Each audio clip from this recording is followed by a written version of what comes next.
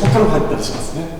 でここから入って揺らす、ここで移しながら8曲の長中に瞬間に合わせてこう打っている。突きというよりもやっぱり体当たりに近い、拳を使った体当たりでもあります。じゃあ、失礼します。宮平先生、はじめまして。石井智と申します。どうも。よろしくお願いします。じゃあ失礼します。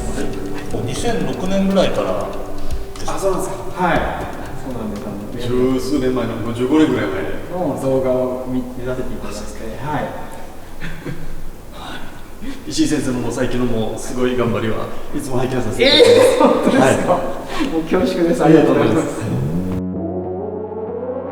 世の中の注目を浴びるジークンドーの石井東郷先生がどうしても会いたかったのは中国武術の宮平保先生。石井先生が初めて宮平先生を知ったのは15年前、一本の動画でした。2006年、宮平先生が沖縄空手の重鎮たちの前で技を披露しています。宮平先生、この時42歳。あれから15年、ついに2人が出会います。黒帯ワールドが始まって7年ぐらいだと思うんですけれども、世の中からこれほど待望されている出会いってあんまないんですよね。いやもう石井先生人気です。石井先生人気です。やっぱこの若きすごいですね。ヒーローが。石井先生どうですか。今並んで。ちょっと緊張しすぎちゃいます。光栄です。年齢もだいぶね。そうですね。40です。40ですか。僕は17歳じゃ上になりますね。石井先生といえばジークンドーとジークンといえばワンインチパンチ石井先生のワンインチパンチをちょっと見せていただいて今いやそのために来たんですからワンインチチャンネルやめてくださいよ。ワンインチチャンネルいやもうそれでは石井東郷のワンインチパンチ。ごめんなさい。いや盛り上げようとしてる。嫌がらないでください。恐縮なんですけれども。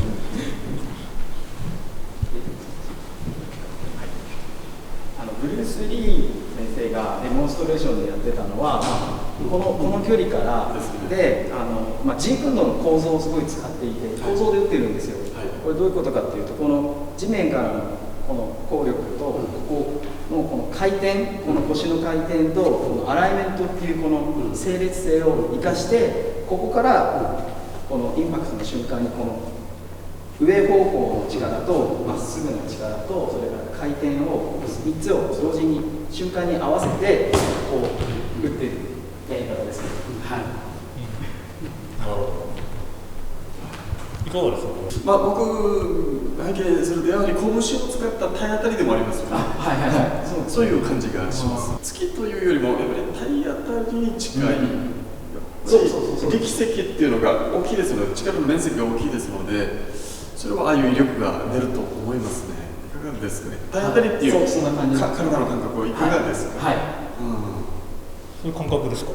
ただもっとまた違う使い方かもしれないんですけど、接近戦で例えばこのレンジですね。このレンジからこういう構造を使うと今度ちょっとこういう中にもっとシートするような打ち方。次こう2打目もすぐにですよ。なるほど。これはそのワインチパンチの応用という感じですか。そうですね。いずれもやっぱ大事なのはこの地面のこの力を利用してしっかりその回転がメインになるのか、前方向の動きがメインになるのか、それからアップワードだったり、この3つの力のパーセンテージを変えて打つような感じです。どうでしょう。特に2回目のは本当にもうそのまま実用的で、はい、浸透するような打ち方ですよね。で実際はこれをジークンドーではまずロングレンジといって長距離を稽古するんですね。要するに近い間合いになればなるほど危険な技って自分も相手も増えてくるので、なるべくあまり近づきたくないということで、まずロング、それからストレートリードっていう打ち方があるんですけど、これは身体の構造を最大限に伸ばして打つパンチなんですね。でこうすることによって構造がまず強くなる、この揃えるとしてこうやって抜けるわけですね、このアライメントを作ることに。でこれはまず構造が強いのが一つと、それからここでこう構えて伸ばしてこうジャブの状態だとここで届かないじゃないですか。でも僕はこう届くんですよ、ストレートゲームの形です。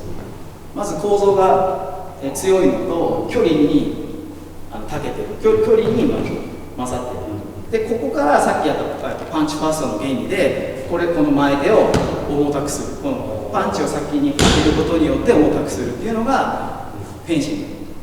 フェンシングですね。だからでそれをさっきのワンイチパンチの打ち方と同様にこの地面からのこの効力を利用して体の中通して、ストレートリードの場合は全身、それから地面は下で打つ場所は上になるのでアップワードの力も必要になるんですね。それとインパクトの瞬間に回転することによってこうやって遠い距離からでもどんどんなってるんです。で近づいてこう打つような感じですから、だから間合いは遠いんですよ。まずこの間合いは遠いです。で例えばこの間合いは相手は嫌だから詰めてこようとするときにサイドキックで止めたりピッパチャパンチからフィンガージャブだとさらにこの間合いが遠くなるので、というような使い方を自分で、します。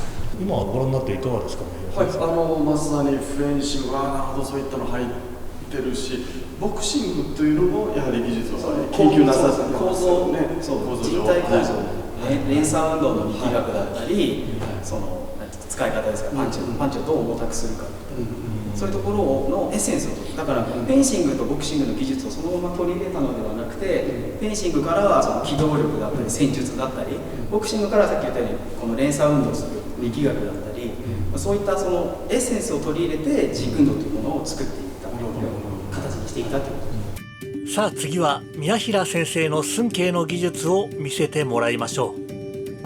みんなにも今教えてます八極拳という曲に結びつける、これちょっと設計からじゃあ、紹介させてください。じゃあ、いわゆる箇条、これブルースにも使われたこの形で、まず中心を取りまして、ここから当てで当てた後、ここちょっと先生ごめんなさい、流星水ってご存知ですか。普通だといわゆる棒のように受けられたので次の攻撃というふうに変化してしまうんですけど、流星水っていうのはこう、鉄球があるので、ここにやると巻いちゃうんです。ちょっとこれでこう巻いてしまって、この状態ですね。で、この崩した状態でここからちょっと失礼、ここから寸慶が頸動脈に崩しと同時にこれも怖いですけど、崩しと同時にちょっとゆっくり打ちましょう。そしてこの形と打ちます。で、ここから入ったりしますね。で、ここから入って揺らす、ここであれですよね。というような崩しながら八極の長中を打つというのがあります。これですから、何でしょうね、普通にやると相手に受けられてしまうので、今いかにこう入っていくかですね。これも怖いですから。で、ここを切り捨てたのに、こう、優勝ですよね。そういった入り方があります。石水いかがですか。めっちゃニコニコしてますけど。すごいです。はい。なんかでも今いっぱいいろんな技術入ってましたけど。設計って一つはなんて言うんでしょうかね。ここにこう連着してしまうようにこう操るというか、頭を持ってきてカウンターで打ったりするんですけど、こことかなんていうんですか。速投とか機動力とかですね、一瞬クラッとしてくれればいろんな攻撃が入ると思うんですよね。まあ、いわゆるターン表、このブルースリーの燃えドラムということで、はいいうのもあると思うんですけど、いろいろですね、こう滑っていく、滑っていったりもありますし、さっきやったのがこの辺りですね、崩しながら、で当ててこう入る。で、ここで崩すことに、ここでのカウンで肘ですね。という形ですね。いろんな何があるかなと。粘着するという意味がここで入ってます。で、ここでくっついてしまうんですよ。くっついてしまう。不思議ですね。これまたお弟子さん大丈夫かいいですか。はい。うちの生徒に経験させて。わかりました。すみません、よろしくお願いします。すみません。ここでよろしくお願いします。まあこっちでいいですか。大丈夫ですよ。はい。ここでまずただ打つよりもやっぱり崩しながらですね。でここで入ると、ここで入ります。でここで入ります。だから粘着ですね。ここを意識しても、ごめんなさい。ここを打つとか、まあ細かく。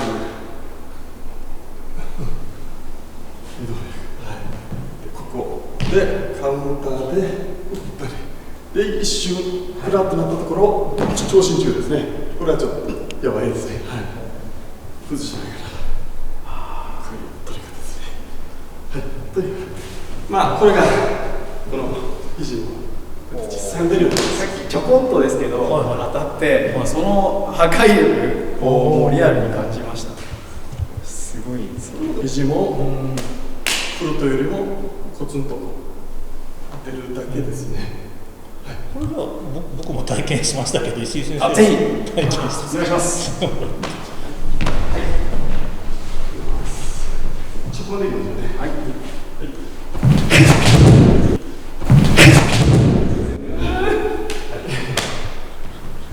嫌な痛さですよね。これはそうですね。これは嫌ですよね。このフル肘ともちょっと違うので、違うやかもしれませんね。本当にそのまま体重がこう乗っかってくる。さっきこれも非常に短いので、あれに寸頸みたいなものとも言いますよね。体当たりですね。こういう技術の中には、これが寸頸ですってそういうことではないってことなんですね。そうですね。まあ僕も空手からやって中国行きましたので、寸頸って要するに相手にくっついた状態ですので、僕もくっついていくぐらいだったら離れたところからバチンといった方が早いんじゃないかというのがあって、それで必要に応じてくっつくわけですから、でくっついた時にどうやるかと、別にこう、なんていうんですか、ブルース・リーはちゃんとしたデモンストレーションとして身体操作を紹介するという目的があるわけですけど、そういうなんていうのかな、まあ機械というかなく、これどうやったら打ち倒せるのかなということでやってましたので、特に寸頸はこれっていうのがなくて、まあ、接近したら当然一回手ごバックして打つっていうのはやりたくないですから、くっついた状態でここから終わらせたいですので、だからまあこれが寸頸っていうのも、まあ、ある程度はあるんでしょうけど、そういった小分けはあんまりしてないんですね。今この一連の宮平さんがやった動きって、いろんな技が入ってたと思うんですけれども、何かその中で気になったこととか。いや、やっぱり崩しがもう次の動きのなんですため見なくなってて連動されているので、そこにこう一瞬のこのなんていうんですか、隙っていうかあれもない感じですね。もうなるほど。連動していってその技が次の準備にもなっているということなんですかね。そうですね。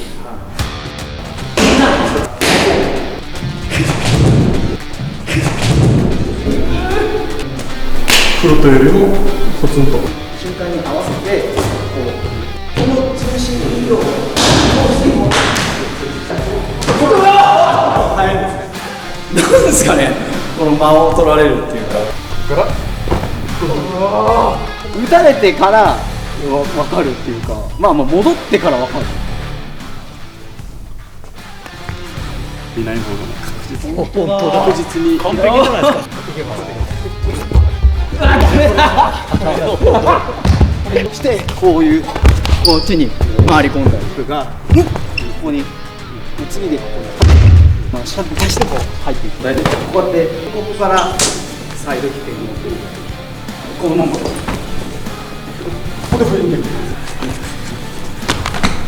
ということですね。ということですよね。